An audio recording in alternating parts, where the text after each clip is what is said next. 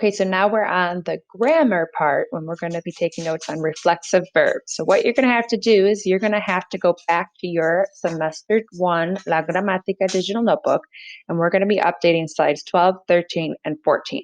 So I found my copy, and I would have had my name. I would have already filled out all the present tense, and I would have had the stem changers. Now for this one, notice we skipped some slides, which is okay. We will come back to it. And we are all the way down at slide 12. Okay, so 12, 13, and 14 is what we're updating. You should all have access to this. If you don't, once again, press request access, but I have returned everyone's on Google Classroom. So it was under week 2 present tense notes that some people turned it in. Oh, I got to return that one. And then it was also, you might have attached it to the stem changing ones, which would have been under right under Tuesday 922. But most of us just had it under the present tense. You can also search for it in your drive. So just type in grammatica and it should pop up because you should not have as many things as I do. And then once you're there and you update, it's going to change your slides completely. And this will be a little bit longer. Notice we give it time, and then it'll fill it in like this. You'll do that for each of the slides. So 12, 13, and 14. And what you're going to use to take notes is going to be the slideshow that is linked in. Okay, so all of this is coming in. I filled in a lot for you. So you're going to use this slideshow. You click on it. You should all have access. And once you're in there, you're going to go through this practice or go through the note taking.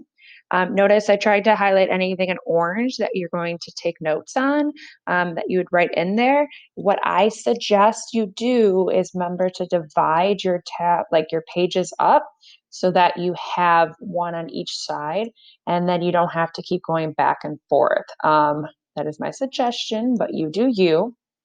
And then you'll type in anytime there is like the blanks, you'll type it in the word. Sometimes, for example, when you get to like the conjugation box and I want you to type it in, I did put a text box already there that you can just like start typing in under each section. And you're going to do that for each one. Then there is a video I would like you to watch.